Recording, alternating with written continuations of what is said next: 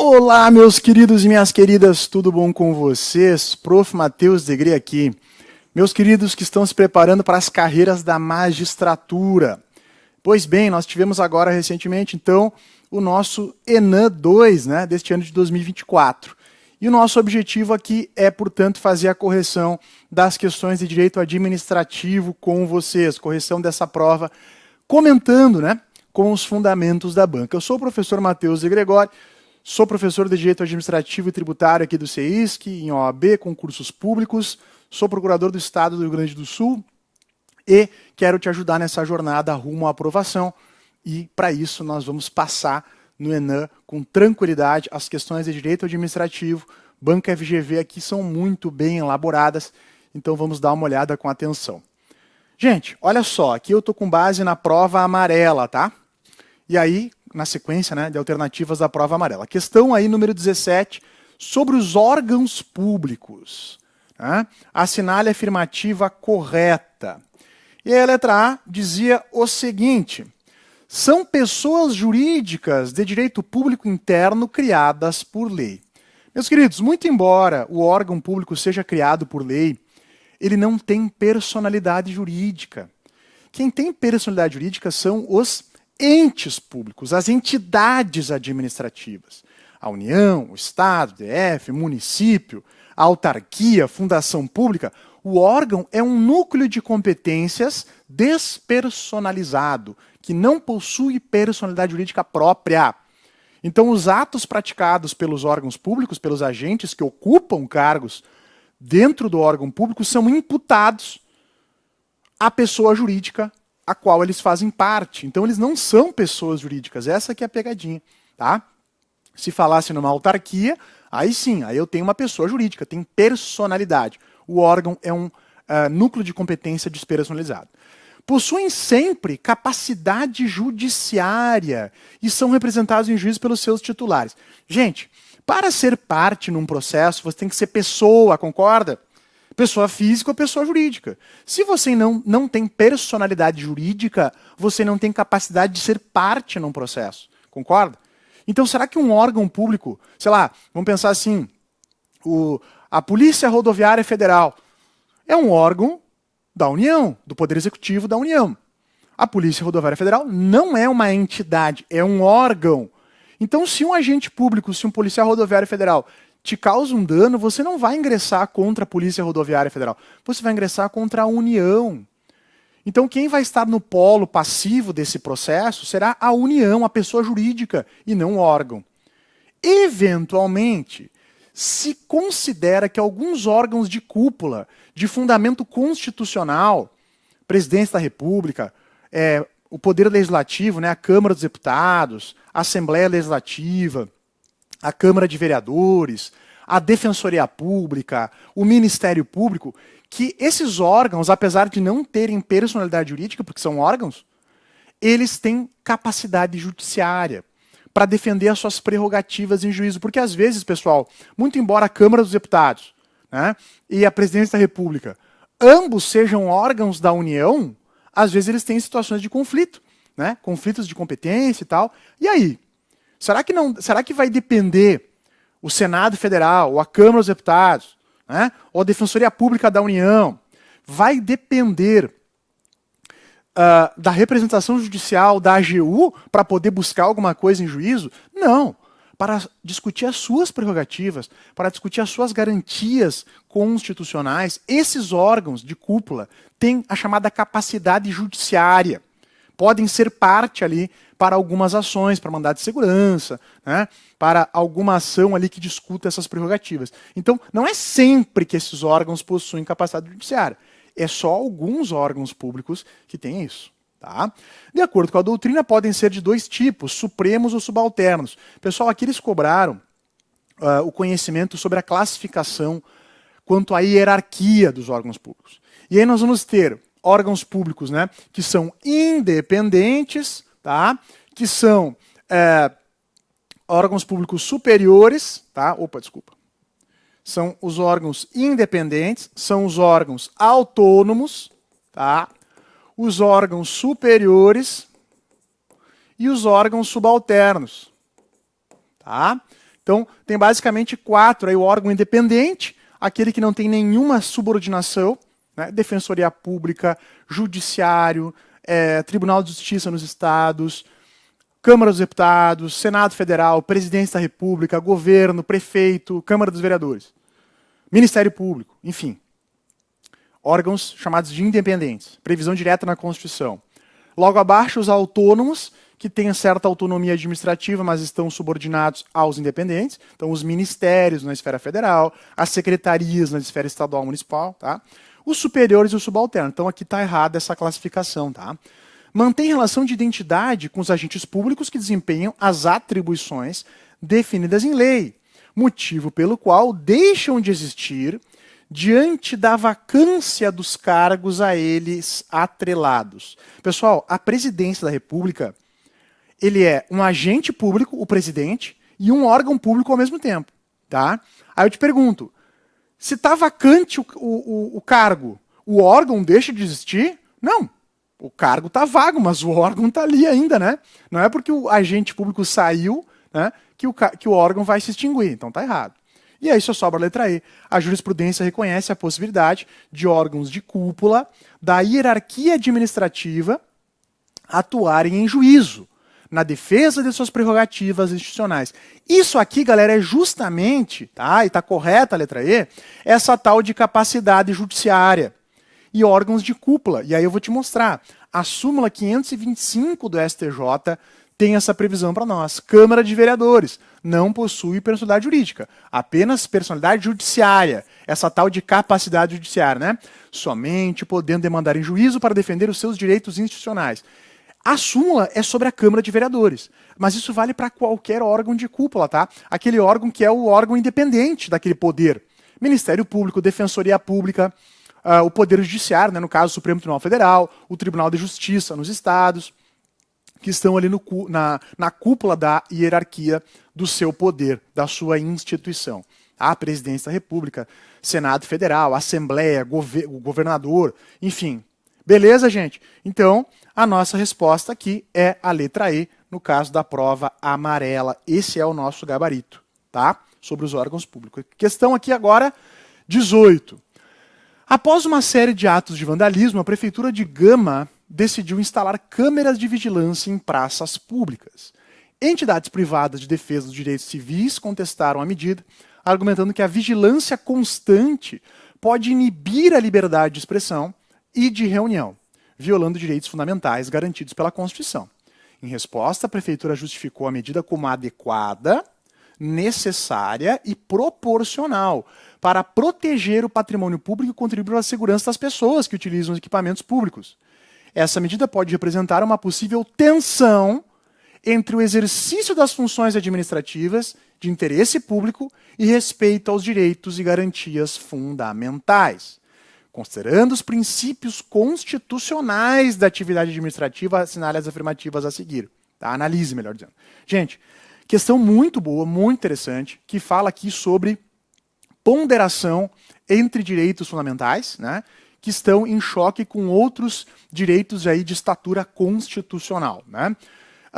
E aí eu tenho que pensar na teoria dos direitos fundamentais, que é um tema lá do constitucional, que é dos direitos humanos, mas que também acaba caindo no direito administrativo, porque no direito administrativo nós temos alguns princípios basilares, como a indisponibilidade do interesse público, a supremacia do interesse público sobre o particular, que acabam, na prática, em casos como esse exemplo aqui, demonstrando que há um choque, que há uma colisão entre esses princípios, que precisam ser harmonizados no caso concreto. Então aquela ponderação, né, aquele teste ali da proporcionalidade, para ver o quanto eu posso relativizar a certo direito fundamental sem ali esvaziar o seu sentido constitucional. Né? Por quê? Porque eu vou ter uma situação como essa aqui, em que eu tenho câmeras de vigilância, mas eu tenho também direito à privacidade, eu estou sendo filmado na rua o tempo todo.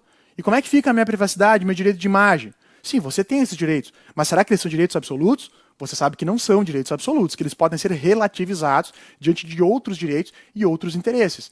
Nesse caso, eu tenho ali um interesse público, né, e de segurança. Você está num ambiente público, eu não estou te filmando no banho, tá? Nem lá no quarto dormindo. Eu Eu estou te filmando na rua, tá? Uma câmera lá no calçadão, na rua e tal. Então, vejam que é aqui um caso prático de harmonização desses direitos. Vamos ver o que diz as alternativas. Atualmente, o princípio da legalidade do direito administrativo é compreendido como norma que vincula a atuação administrativa não apenas à lei, mas também ao direito, ou ao chamado bloco de constitucionalidade.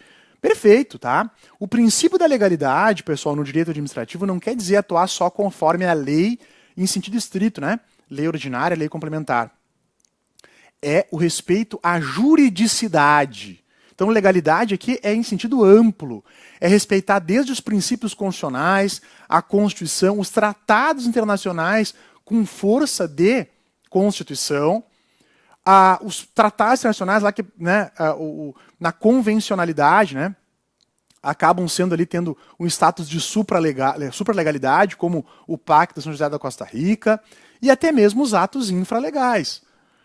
Um decreto, uma portaria, uma resolução, também é legalidade em sentido amplo, tá? Porque é todo esse bloco de constitucionalidade, tá?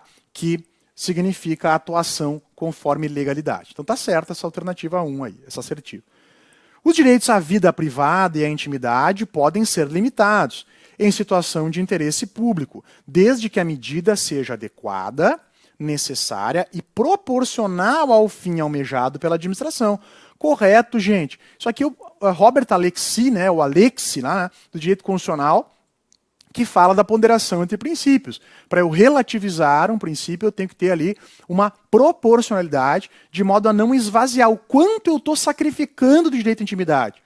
Eu tenho que sacrificar o direito à intimidade e à vida privada de uma forma que seja proporcional ao fim que eu desejo atingir. Então, não é um sacrifício tão grande da intimidade eu ser filmado quando estou na rua, e em nome, talvez, da segurança pública e de talvez identificar ali, né, quem é que está, daqui a pouco, cometendo algum ilícito ou depredando o patrimônio público. Então, diante dos bens jurídicos que eu estou sopesando, em nome de proteger o patrimônio público e a segurança das pessoas, dá para sacrificar um pouquinho da intimidade, da privacidade, né, porque eu não estou sacrificando demais. Beleza? Então, é isso, tá? A medida adequada, necessária e proporcional.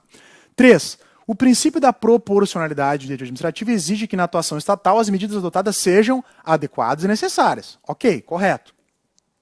Mas no teste de proporcionalidade, em sentido estrito, vence a supremacia do interesse público. Ele está dizendo que a supremacia do interesse público, pessoal, quando estiver em choque com algum direito fundamental, em última análise, sempre vai prevalecer a supremacia do interesse público sobre o particular. Ele está dizendo que sempre vence a supremacia do interesse público quando houver um choque entre direitos. Quando eu tenho a necessidade de desapropriar uma propriedade privada para passar ali uma rodovia, eu tenho um caso onde o interesse do particular vai ser relativizado. Ah, mas eu não quero ser desapropriado. Paciência, meu amigo. Existe um interesse público que é superior no sentido de coletividade ao teu. Você vai ter os seus direitos fundamentais respeitados, vai ter uma indenização ao final, beleza, justa em dinheiro, mas você vai perder a propriedade. Isso é a relativização e vence aqui a supremacia do interesse público. Mas não me parece correto dizer, de forma genérica aqui, que vence a supremacia do interesse público sempre. Não, vence o direito fundamental que não puder ser relativizado naquele caso concreto. Então eu não posso dizer previamente que sempre vai vencer a supremacia do interesse público. Porque no outro caso, por exemplo, diante, por exemplo, de uma prova ilícita colhida num processo administrativo disciplinar, onde eu tenho uma interceptação telefônica ilegal, que colheu provas, e com essas provas eu consigo uma condenação no processo administrativo e, consequentemente, proteção do patrimônio público, né? Que vai condenar o cara lá por improbidade, por exemplo, na esfera administrativa.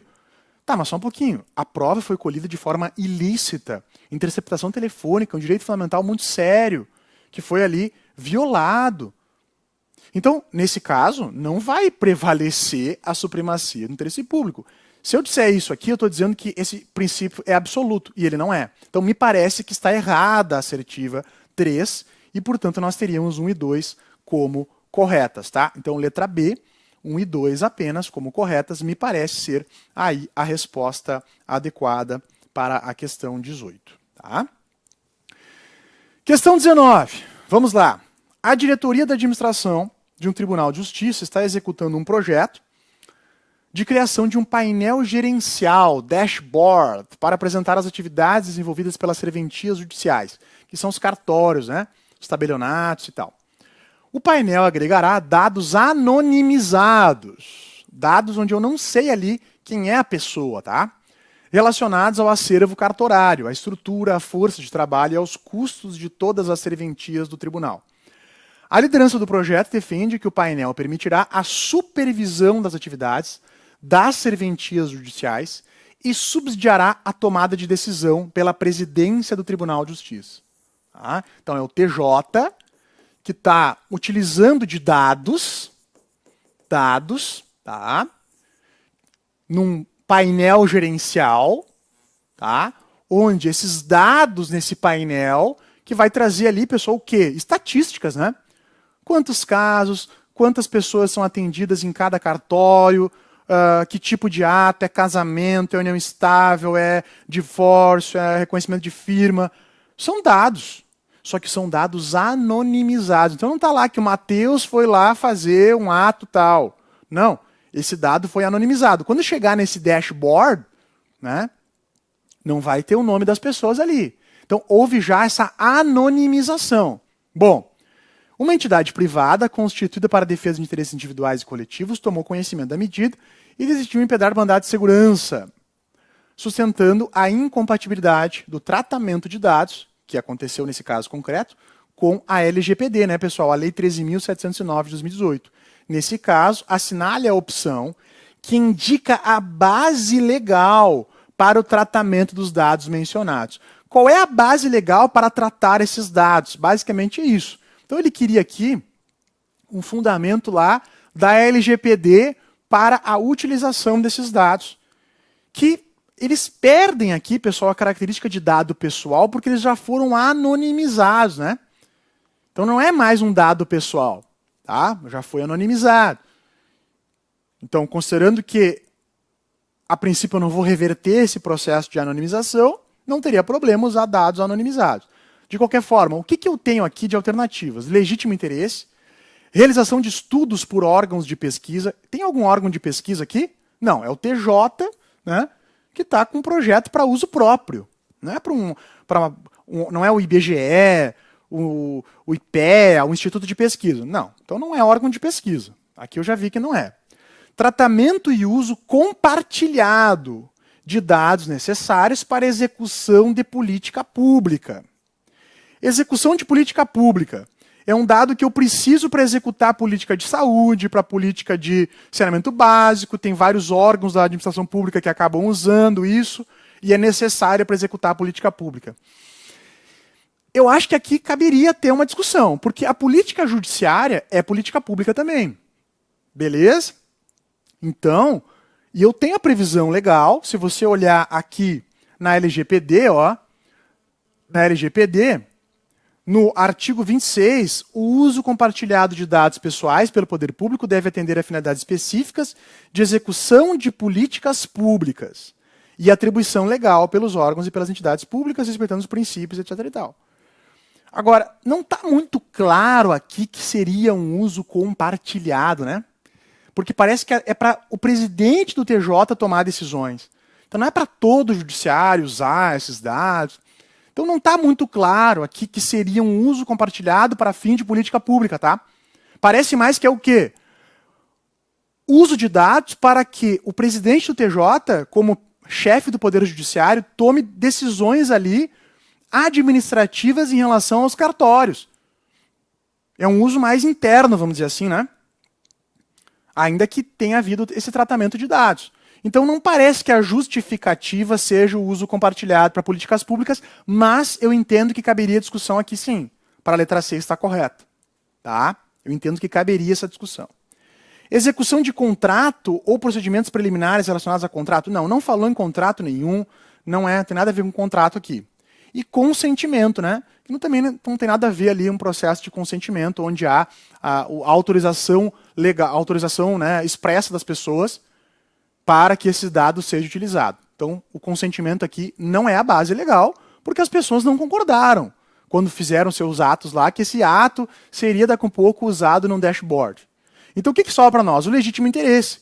O legítimo interesse que deve pautar, na verdade, qualquer uso de dados pelo Poder Judiciário, pelo Poder Público, né? Mas, me parece que, com fundamento aqui no artigo 10, né, da LGPD, o legítimo interesse do controlador somente poderá fundamentar o tratamento de dados pessoais para finalidades legítimas, consideradas a partir de situações concretas que incluem apoio e promoção de atividades do controlador, proteção do exercício regular de seus direitos, prestação de serviços que beneficiem respeitados, Pessoal, atividades do controlador. O controlador aqui é quem? O Tribunal de Justiça. Atividades próprias do Tribunal de Justiça. É para isso que esses dados foram tratados. Concordam? É para isso que essas estatísticas, esse dashboard aí foi aplicado para subsidiar a tomada de decisão pelo presidente do TJ. Então, me parece sim que é o legítimo interesse, embora haja margem para a discussão, me parece que é o legítimo interesse, nos termos da LGPD, que fundamentaria aí a utilização do tratamento desses dados nesse caso. Ok? Mas é uma questão complicada, uma redação aqui que dá margem para discussões e até mesmo para recurso. Tá bem? Opa, tudo bem? Desculpe atrapalhar seus estudos, mas prometo que vai ser coisa rápida. Quero te convidar para a Aula Magna, a nova era da magistratura. Uma aula 100% gratuita que acontecerá no dia 11 de novembro aqui no canal do Seis Concursos. Venha descobrir como foram os 2 primeiros exames, conferir dicas exclusivas e saber quais são os pontos de atenção do Enem 2025. Clique no link na descrição e inscreva-se agora mesmo. Vamos lá. Questão 20. Município Alfa decidiu realizar contratação de sistemas de segurança cibernética por meio da modalidade diálogo competitivo. Olha a licitação aí, hein? Após realização de estudo técnico preliminar, ETP, a equipe de planejamento identificou diversas soluções com padrões de desempenho e qualidade já consolidados no mercado. Todas satisfatórias à necessidade pública. O termo de referência detalhou a solução identificada no ETP, daí seguindo a elaboração do edital e minuta de contrato. Após a publicação do edital de diálogo competitivo, o interessado na licitação ajuizou demanda judicial, questionando a legalidade do procedimento, sob o argumento de que essa modalidade foi utilizada de forma indevida, contrariando a Lei 14.133 de 2021, a Lei de Licitações e Contratos. Antes de ver as alternativas, eu quero te dizer o seguinte: diálogo competitivo é uma das 5 modalidades da nova Lei de Licitações e Contratos. Tem pregão, tem concorrência, tem concurso e leilão e tem diálogo competitivo. Quando você tem bens e serviços comuns, você é obrigado a usar a modalidade pregão. Quando aquele bem e serviço for comum, é porque eu estou dizendo que ele pode ser identificado com especificações usuais do mercado. Ok? Eu descrevo ele objetivamente no edital, todo mundo sabe do que eu estou falando. Bem ou serviço comum, obrigatório usar o pregão. Bem ou serviço especial, a princípio você vai usar a concorrência. Agora, o diálogo competitivo é uma situação que é restrita a situações mais excepcionais, onde eu não tenho uma solução que já é oferecida pelo mercado como claramente a melhor solução. Então, digamos assim, eu tenho várias maneiras de fazer uma ponte. Várias maneiras de fazer. Agora, qual que é a melhor maneira? Eu não sei. Para esse caso, eu não sei. Então eu vou ter um estudo técnico preliminar, como teve o caso aqui, né, para fazer sistemas de segurança cibernética. E esse estudo técnico falou, olha, a solução melhor já existe, está aqui no mercado já. Eu já sei qual é a melhor solução. Então não é caso de diálogo competitivo. O diálogo competitivo ele pode ser usado, pessoal, quando a solução... Primeiro, eu não sei qual a melhor solução. Eu não sei qual a melhor solução. Ou, as soluções que o mercado oferece precisam ser adaptadas para o caso concreto. Em outras palavras, o mercado não oferece o que eu preciso. E na administração pública isso é muito comum. Porque tem coisas que é só para a administração pública que precisa. E aí? E aí que você tem que desenvolver essa alternativa. Você tem que chamar a iniciativa privada, vamos apresentar alternativas e soluções aqui? Então está claro aqui que essa solução, que essa situação não é caso de diálogo competitivo. Onde é que eu tenho fundamento para isso, pessoal?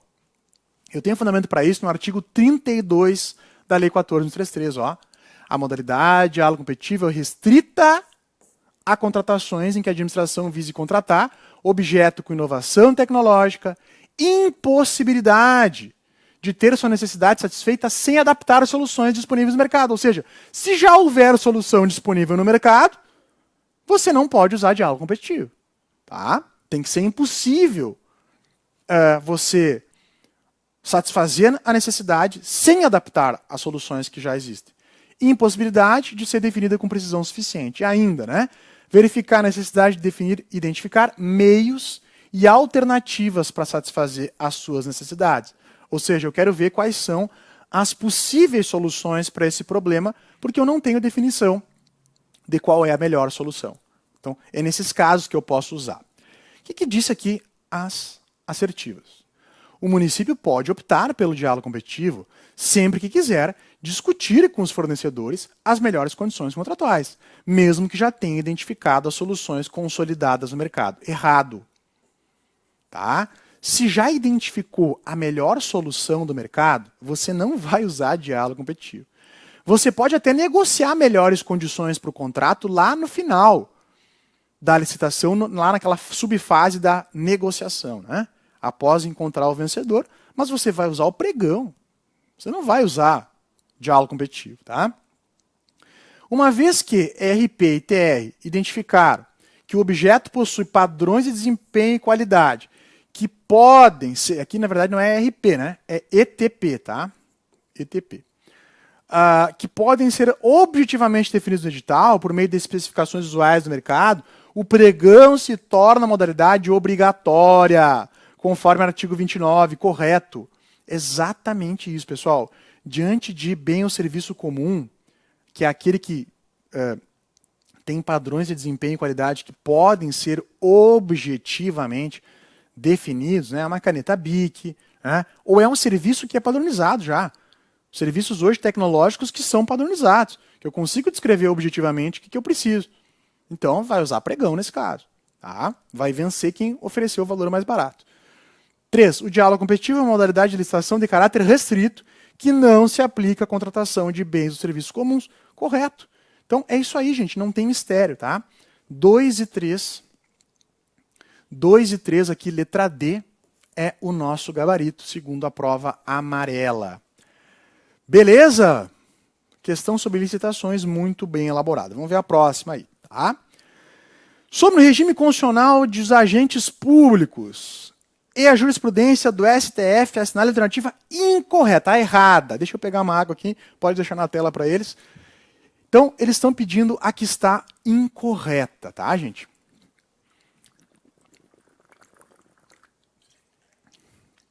Letra A. É constitucional a fixação de tempo de serviço público em um determinado ente federativo como critério de desempate em concursos públicos. Pessoal, o STF já apreciou esse negócio aqui.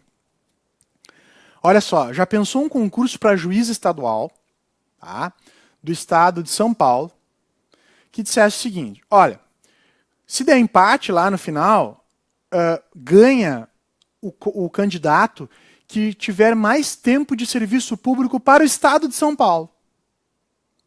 Gente, será que isso é interessante? Será que isso pode? Será que isso não coloca uma desigualdade entre brasileiros? Por quê? Porque pessoas de outras regiões do Brasil têm menos probabilidade de terem tido tempo de serviço público naquele estado. Então você traria ali um benefício para candidatos daquele estado ou até do município. Já pensou se o município quisesse dar uma beneficiada naqueles caras que já estão por ali, que são conhecidos do prefeito? Ó, vai ter uma pontuação super alta ou vai ser critério de desempate o tempo de serviço no município. Não, só um pouquinho. Isso, obviamente, traz uma desigualdade. O tempo no serviço público, genericamente, até poderia, tá, gente? Porque aí é um critério de desempate. Até vale como prova, na prova de título, né? Tempo de serviço como tal cargo, ou com tal categoria, com cargo com tais e tais características. Isso pode ser pontuado em prova de título. Tá? Mas não restrito a determinado município, a determinado estado, porque isso torna desigual ali a competição. E até mesmo o tempo prestado para a União, né? A gente pode interpretar dessa forma. Então a STF disse que é inconstitucional. Tinha que saber jurisprudência aqui para lembrar que essa previsão aqui não pode. Tá? Então eu já aparentemente vi que é errada a letra A. Vamos ver as outras. Só por lei se pode sujeitar a exames psicotécnicos a habilitação de um candidato a concurso público. Verdade. Para ter exame psicotécnico, pessoal, como requisito para acesso ao cargo, a exigência tem que estar na lei. Não pode ser uma exigência de resolução ou só no edital. Tem que estar em lei que para ser juiz tem que ter exame psicotécnico. Se não tiver na lei, não pode exigir no concurso. Tá? Então tá certo. Os cargos, empregos e funções públicas são acessíveis aos brasileiros que preenchem os requisitos estabelecidos em lei, assim como aos estrangeiros na forma da lei. Correto, nos exatos termos do artigo 37 da Constituição Federal. O membro do poder público, detentor de mandato eletivo, ministro de Estado, secretário estadual e municipal serão remunerados exclusivamente por subsídio fixado em parcela única, vedado acréscimo de qualquer gratificação, adicional, abono, prêmio, verba de representação ou outra espécie remuneratória, obedecido em qualquer caso o artigo 37, inciso 10 e 11 da Constituição. Gente, membro do poder é aquele que é da carreira, né? É juiz, é promotor, não é o servidor, né? Como se chama entre aspas, né? O membro é o juiz, o promotor, o procurador. E o servidor é o analista, é o técnico, é o auxiliar administrativo, é o oficial de justiça e assim por diante. Tá? Membro de poder tem que ser remunerado por subsídio e não por remuneração. O regime de subsídio na Constituição é aquele que é em parcela única. Né? Então não pode ter tempo de serviço, não pode ter triênio, quinquênio, né? Não pode ter biênio e tudo mais. Né? Esses avanços, essas gratificações de tempo de serviço e tudo mais não vão existir.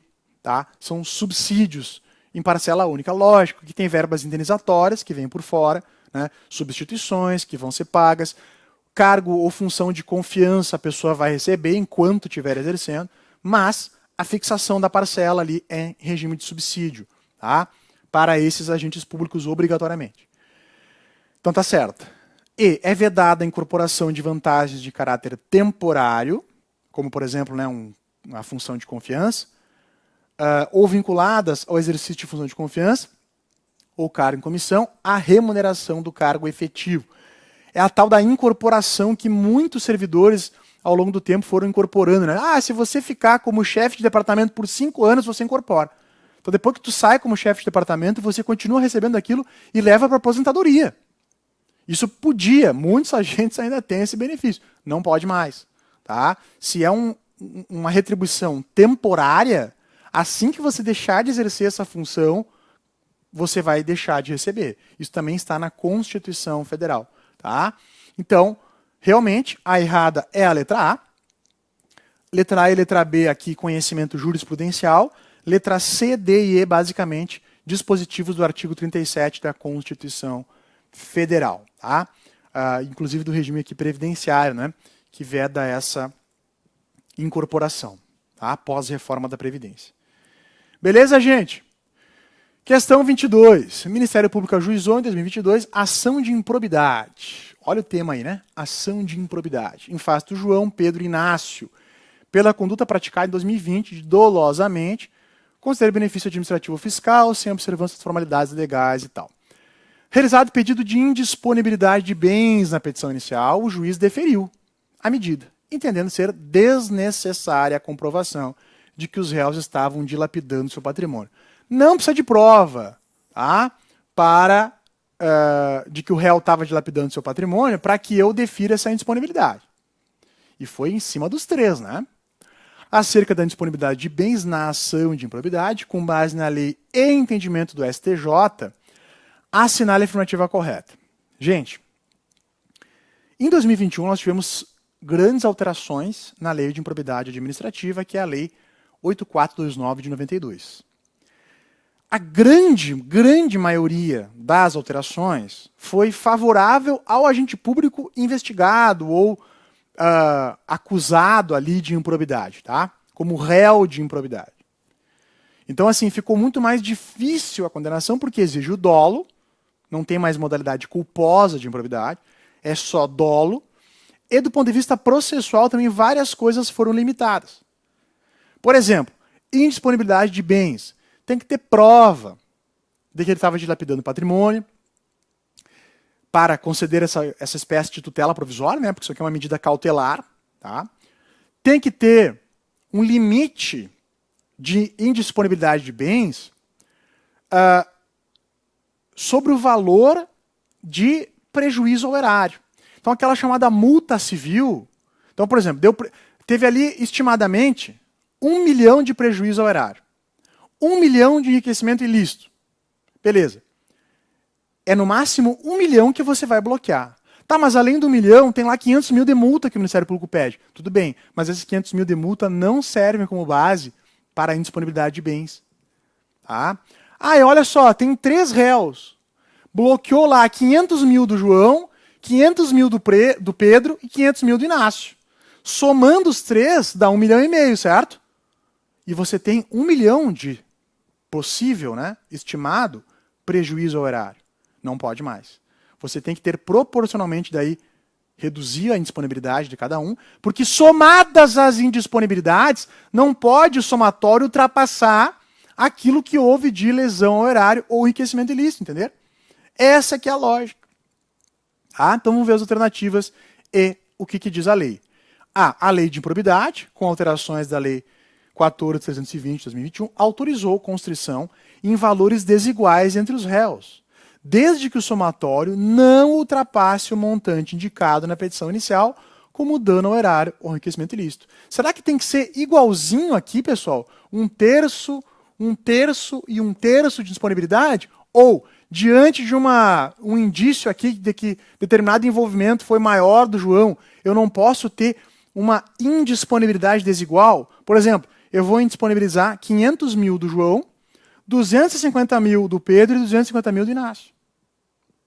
Será que pode isso? Desde que não ultrapasse o somatório? Aparentemente sim. Tá? B. A lei de improbidade prevê expressamente que a decisão cautelar de disponibilidade de bens ocorrerá no limite da participação e dos benefícios diretos. Ok. Tá? Então, ele tem que ter prova de que ele participou dos benefícios para sofrer essa indisponibilidade. Vedada qualquer solidariedade, gente, existe solidariedade sim, tá? Isso aqui torna errada a questão. Tá? Eles são solidariamente obrigados pelo prejuízo ao erário, desde que todos tenham envolvimento no prejuízo ao erário. Tá? Se um deles não tiver envolvimento, ele cai fora. Mas se os 3 tiverem envolvimento, ainda que cada um teria que proporcionalmente responder pelo esse dano ao erário, é uma dívida solidária. Então, qualquer um dos 3 responde pela dívida total. Existe sim solidariedade. O que não pode haver é que o somatório da indisponibilidade ultrapasse o valor que está sendo buscado. Tá? A indisponibilidade pode ser decretada em qualquer hipótese de ato de improbidade e deve abranger o pagamento de multa? Não, não vai abranger o pagamento da multa. Vai abranger só o pagamento relativo ao prejuízo ao erário e o enriquecimento ilícito. Portanto, em casos de atos de improbidade que atenta contra os princípios da administração pública, não havendo dano ao erário, não havendo enriquecimento ilícito, nesse caso, nesse processo, não vai ter indisponibilidade de bens. Por quê? Porque ali só vai ter multa. E aí, para multa só, não pode ter indisponibilidade. Em razão da natureza do ato, é possível que a medida de indisponibilidade recaia em qualquer hipótese sobre bem de família e aplicações financeiras em montante inferior a 40 salários mínimos. Pessoal, bens impenhoráveis não vão ser indisponibilizados. Quantia inferior a 40 salários mínimos e bem de família, se não pode ser penhorado, também não pode ser indisponibilizado. Excepcionalmente, se ficar provado que o bem de família é produto do ato de improbidade, aí pode alcançar o bem de família, tá? Mas é só excepcionalmente e, portanto, não é em qualquer caso, como diz aqui a letra D, né? Em qualquer hipótese, está errado. Tá? E a Lei 14.270 positivou o entendimento anterior do STJ, no sentido de ser desnecessária a comprovação de atos de dilapidação do patrimônio para decretar a medida de indisponibilidade. Será que é desnecessário? Gente, o que diz aqui a Lei 8.429 com essa nova redação? Artigo 16 fala da indisponibilidade, né? Parágrafo 5º, se houver mais de um réu, a somatória dos valores declarados indisponíveis não pode superar o montante indicado na petição inicial, como dano ao erário ou enriquecimento ilícito. Tá? Então, letra A realmente estava correta. Parágrafo 10º, a indisponibilidade requererá sobre bens que assegurem exclusivamente integrar o ressarcimento do dano ao erário, sem incidir sobre valores a serem eventualmente aplicados a título de multa. O valor indicado como multa não pode sofrer essa indisponibilidade. Tá? É vedada a decretação de disponibilidade da quantia de 40 salários mínimos, né? E aí do bem de família também, como nós falamos. Então, realmente, a letra A sobra para nós como o gabarito. Beleza? Desde que o somatório não ultrapasse o montante indicado na inicial como dano ao erário ou como enriquecimento ilícito. Ok? Em valores desiguais entre os réus, tá? Isso é possível sim, segundo o STJ. Questão 23, gente. Olha só. Alteração na Lei do Processo Administrativo Federal.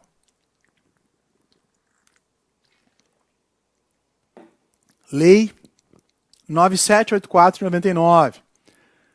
Foi inserido ali o artigo 49A, e na verdade outros também, né? A 49B, C, D e E, etc., que trouxeram, pessoal, a chamada decisão coordenada. Aí ele traz o conceito de decisão coordenada, instância de natureza interinstitucional ou intersetorial, que atua de forma compartilhada, com a finalidade de simplificar o processo administrativo, com a participação concomitante de todas as autoridades, agentes decisórios e responsáveis pela instrução técnico-jurídica, etc, etc. E aí sobre o tema, tá? Gente, olha só. As pessoas, os alunos têm dificuldade de entender o que é a tal da decisão coordenada. É o seguinte, se deu conta que na prática, muitos processos administrativos, eles envolvem a decisão de várias autoridades. Várias autoridades têm que aprovar aquele ato, têm que homologar, têm que passar por várias secretarias, têm que passar por vários ministérios.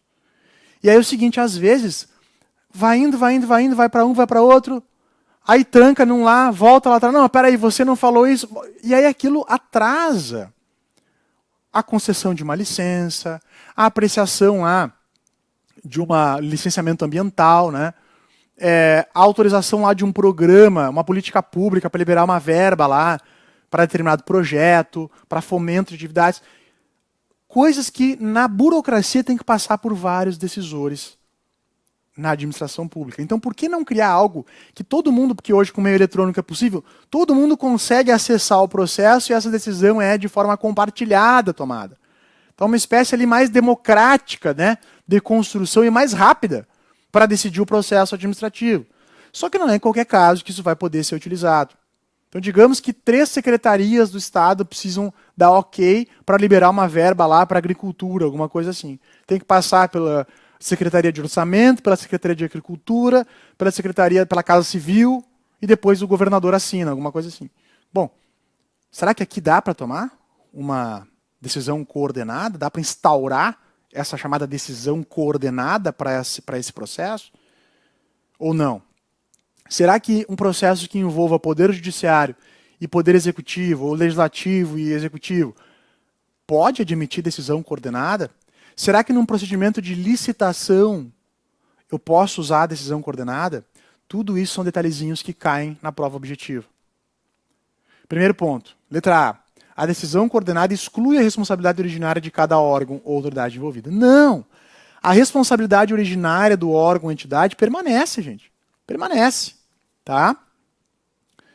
A decisão coordenada obedecerá a princípios da legalidade, eficiência, transparência, formalismo e descentralização das instâncias decisórias. Descentralização me parece ok. Mas será que é o formalismo? Ou a ideia é justamente desburocratizar, gente? Tá? Letra C. A fim de conferir maior eficiência de administração, é possível utilização da decisão coordenada no processo de licitação? Será que pode, gente? D. No âmbito da administração pública federal, as decisões administrativas que exijam participação de 3 ou mais setores, órgãos ou entidades poderão ser tomadas mediante decisão coordenada, sempre que for justificável pelo quê?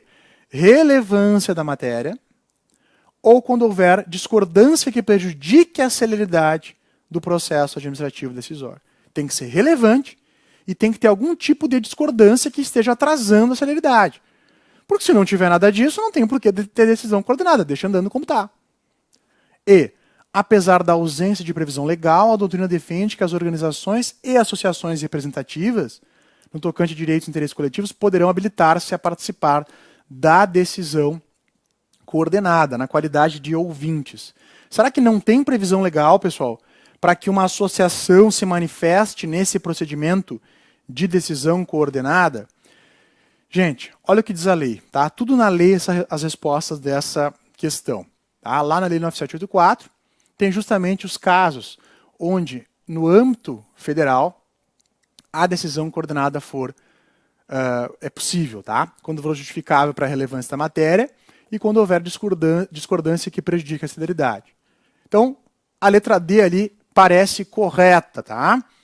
Tem a definição do que é a decisão coordenada, tá? Não exclui responsabilidade dos órgãos, obedecerá aos princípios da legalidade, eficiência e transparência quando utilização, sempre que necessário, da simplificação do procedimento e não do formalismo, tá?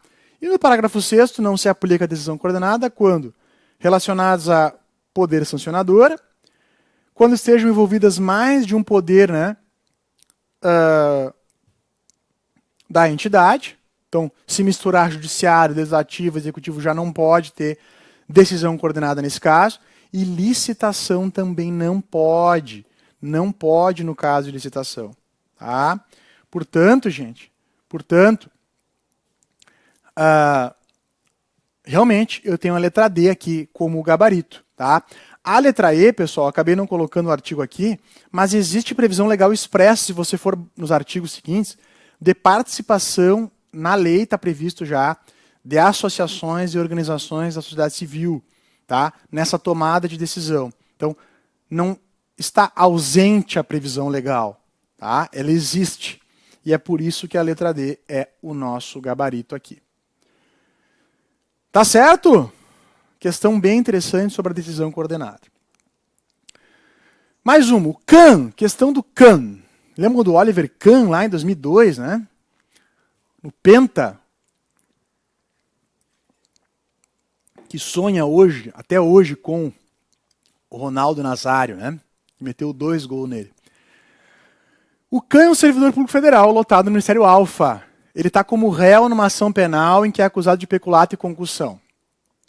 O inquérito policial foi instaurado a partir da comunicação anônima apresentada na ouvidoria do órgão, corroborada por outros elementos de prova, resultando na posterior obtenção de provas por meio de interceptação telefônica, autorizada pela autoridade.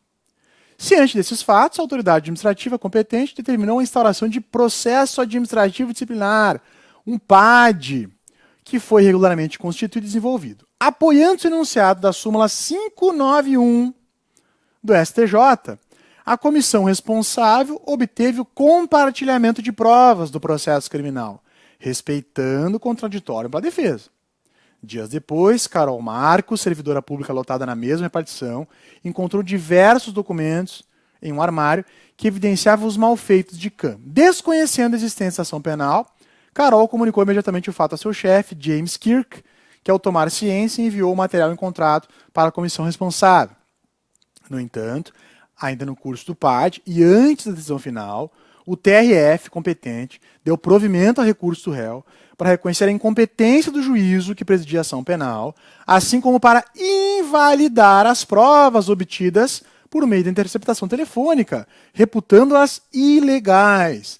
Em outras palavras, o judiciário disse que a prova obtida por interceptação telefônica é ilegal. Acontece que, lá no processo administrativo disciplinar, foi pego emprestada essa prova. E aí? Será que agora apodrece também o processo administrativo disciplinar? Será que não? Será que ele que acaba tudo no PAD? Não dá para ter mais, não dá para ter outras provas no PAD? Enfim. Bom, aí vem as alternativas. A súmula, pessoal, 591 diz o seguinte: é permitida a prova emprestada no processo administrativo disciplinar, desde que devidamente autorizada pelo juízo competente e respeitado o contraditório pela defesa. No enunciado, no início, falou tudo isso. Foi autorizada, foi respeitado o contraditório pela defesa. Ok. Mas, depois, foi invalidada essa prova. E eu coloquei outro trecho de jurisprudência do STJ para a gente ver aqui. É possível o uso de interceptação telefônica na forma de prova emprestada, derivada de processo penal, lá no PAD, né? Desde que tenha havido autorização judicial para tanto. Bem como que tenha sido dada a oportunidade para contraditório em relação a elas, como se verifica dos autos. Então, é possível essa utilização de prova emprestada? Claro que sim. Mas, se ela for declarada ilegal, é lógico que lá no PAD você não poderá utilizá-la. Precisa ser uma prova obtida por meio legal no processo penal, para que no processo administrativo ela seja utilizada e considerada. Então vamos olhar as alternativas. O PAD deve ser integralmente anulado, pois a decisão do TRF, que reconheceu a incompetência do juiz penal e validou as provas, afeta diretamente a validade do PAD, uma vez que todas as provas utilizadas na instrução do processo foram consideradas ilegais. Não, não. É só a prova emprestada que tem problemas. E eu tenho aqui o princípio da independência das esferas. O processo penal segue, o PAD segue independente. Tá? Posso usar uma prova emprestada? Posso. E se for invalidada? Aí você já não pode. Você tira essa prova, mas o processo disciplinar segue. Tá? A decisão do TRF não impede a continuidade do PAD, mas exige que as provas obtidas por meio da interceptação sejam desconsideradas pela comissão responsável. No entanto, o PAD pode prosseguir e ser instruído com as novas provas encontradas pela servidora pública na repartição. Perfeito! Exatamente isso. Ela tem outras provas. A interceptação está podre, mas tem outras formas de provar os fatos. Tá? O PAD deve ser imediatamente suspenso, nada a ver, independente das esferas. Decisão do TRF torna nulo todo o PAD, não é verdade. Tá? Decisão do TRF que invalida as provas por interceptação telefônica não impede que as mesmas sejam utilizadas no PAD, uma vez que o regime probatório do PAD é mais flexível. Não. Se foi uma prova emprestada, gente, ela tem que estar rígida, né? Eu não posso ter uma prova nula no processo aproveitada em outra instância.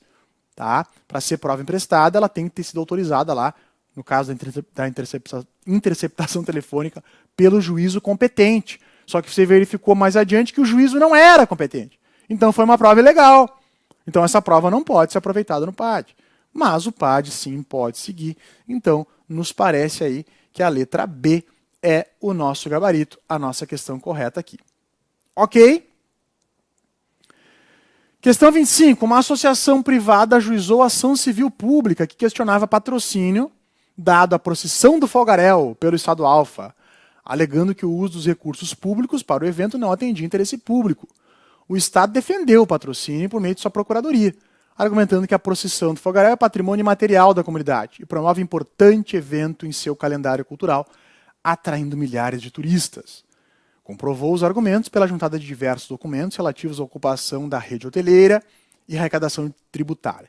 Encerrada a fase instrutória, os autos eletrônicos foram remetidos à conclusão para a sentença, considerando a LINDB assinada a alternativa incorreta. Minha gente, a LINDB, a Lei de Introdução às Normas do Direito Brasileiro, tem uma alteração em 2018 que inclui ali artigo 20 ao 30. São 10 artigos de interpretação e aplicação do direito público, sobretudo do direito administrativo, com repercussões para a atividade administrativa, judicial e controladora dos tribunais de contas. E se preocupa muito ali com a hermenêutica do direito público diante do caso concreto, para que o juiz, para que o administrador público não olhe só para o direito, para as normas, para o formalismo, para que ele olhe para as consequências práticas das suas decisões, para que ele não utilize conceitos jurídicos abstratos, como o interesse público, onde cabe qualquer coisa. Dizer que eu decido X por causa do interesse público e dizer que eu decido Y por causa do interesse público, qual é a diferença, gente? O interesse público é muito genérico. Ele não tem uma densidade suficiente para fundamentar sozinho assim as decisões. Então você tem que demonstrar o que é o interesse público naquele caso, né? Para evitar decisões aí sem uma adequada fundamentação. Então tem vários artigos importantes, a FGV adora cobrar esses artigos, isso cai muito em provas organizadas pela FGV, e aqui não foi diferente. Caiu de novo, né, a interpretação aqui dos artigos da LINDB, e eu coloquei 2 aqui que tem a ver com essa questão. Nas esferas, artigo 20, a administrativa controladora judicial não se decidirá com base em valores jurídicos abstratos, como o interesse público, né, sem que sejam consideradas as consequências práticas da decisão. Tá? A motivação tem que demonstrar necessidade e adequação da medida imposta. Tá? Inclusive em face das possíveis alternativas. Por que você está tomando essa decisão ao invés das outras alternativas? Tá? Bom, então o que eu tenho de alternativas aqui? Letra A, de acordo com a LINDB, está pedindo a incorreta, atenção. De acordo com a LINDB, se o controle judicial de atos do poder público se fundamentar em valores jurídicos abstratos, impõe-se ao Poder Judiciário considerar as consequências práticas da decisão. Verdade, está certa. Então não é essa. A LINDB introduz um dever de justificação qualificada sobre a proporcionalidade do controle judicial da validade do ato, contrato, ajuste, processo ou norma, sendo necessário demonstrar a adequação e necessidade da medida, inclusive em face das possíveis alternativas. Exatamente o que diz aqui o parágrafo único do artigo 20, gente. Tá? Isso aqui é o princípio da proporcionalidade, da razoabilidade, que está aqui para vocês. Necessidade e adequação da medida. C. A noção de interesse público é vaga, indeterminada, não possuindo por si só densidade suficiente para embasar de maneira consistente a eventual decisão favorável à associação. Verdade, noção de interesse público não tem essa densidade suficiente para invalidar um ato, um contrato administrativo, gente. Tá? Então, é preciso se demonstrar, no caso concreto, afinal de contas, o que se representa nesse interesse público. Então está certa a letra C também. D. O controle judicial do contrato de patrocínio deve ser ater exclusivamente aos seus aspectos formais, sendo vedado ao judiciário considerar as possíveis consequências práticas das suas decisões? Gente, lógico que não. Tá? Não é vedado, é obrigatório que o judiciário considere as consequências práticas. Né? E, na indicação das consequências práticas, o judiciário apresentará apenas aquelas consequências práticas que, no exercício diligente de sua atuação, consiga vislumbrar diante dos fatos e fundamentos de mérito e jurídicos. Lógico, ele não vai ficar viajando, o juiz não pode fazer juízos hipotéticos. Né? Então, somente diante daquilo que foi trazido nos autos é que ele pode considerar como consequência prática da sua decisão. Ele não pode considerar as consequências práticas aqui externas ao processo, sem elementos ali, porque senão ele estaria, digamos assim, infringindo, né, o princípio da congruência, o princípio da distrição e o princípio da inércia jurisdicional. Porque aí ele estaria colhendo provas, ele estaria, enfim, né, indo além daquilo que foi trazido nos autos, e isso é vedado ao judiciário. Então, essas consequências práticas são só aquelas que são dedutíveis com base no que foi trazido nos autos. Portanto, a errada, pessoal, realmente, é a letra D, né? Porque não é vedado que ele considere as consequências práticas. É, inclusive, uma obrigação desse juiz. Tá? Questão 26. A agência reguladora deve observar em suas atividades a devida adequação entre meios e fins, vedada a imposição de obrigações, restrições e sanções em medida superior à necessária ao atendimento do interesse público. A respeito da atuação das agências reguladoras, assinale as afirmativas, analise, né, as afirmativas a seguir. Pessoal, agências reguladoras, o que eu tenho aqui? São entidades, são autarquias especiais que fiscalizam setores de comunicações, de energia elétrica, de transporte e impõem lá para as empresas desses setores uma série de medidas, né? A Anvisa, Tá? Para você vender carne lá, tem que respeitar as resoluções da Anvisa.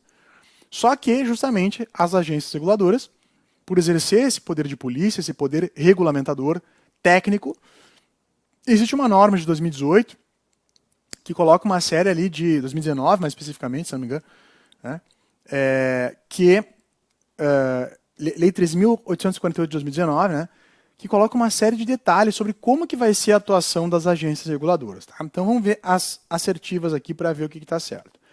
No exercício das suas competências definidas em lei, 2 ou mais agências reguladoras podem editar atos normativos conjuntos, dispondo sobre matéria cuja disciplina envolva agentes econômicos sujeitos a mais de uma regulação setorial, desde que sejam previamente aprovados pelos setores regulados, após consulta formal. Será que a Anvisa e a ANTT, por exemplo, né, Agência Nacional de Transportes Terrestres, pode editar um ato conjunto em casos em que certo setor de transporte ele tenha que respeitar tanto normas da Anvisa quanto normas da ANTT, e aí vai ter uma resolução conjunta, a ANTT e a Anvisa? Pode? Claro que pode. Tá? Atos normativos conjuntos, que vão ser editados conforme a lei que eu acabei de mostrar. E quem é que tem que aprovar? O setor regulado que tem que aprovar? As empresas que são fiscalizadas que vão ter que dar ok para a norma que vai fiscalizar elas? Lógico que não, né, gente? Lógico que não. Então, olha só. Se nós observarmos aqui a Lei 13.848, artigo 29, no exercício das competências definidas em lei, 2 ou mais agências podem editar atos conjuntos. Tá? Esses atos devem ser aprovados pelo conselho diretor ou diretoria colegiada de cada agência envolvida, por processo idêntico de aprovação do ato normativo. Tá? Então, não é aprovação pelos setores regulados. Tá? O resto está correto. 2. Os atos normativos conjuntos deverão conter regras sobre fiscalização de sua execução e prever mecanismos de solução de controvérsias decorrentes de sua aplicação, podendo admitir uma solução mediante mediação, nos termos da Lei 13.140, a Lei de Mediação, né?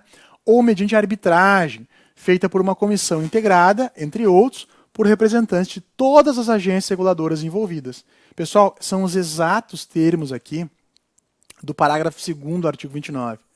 Os atos normativos conjuntos devem conter regras sobre fiscalização e execução, né?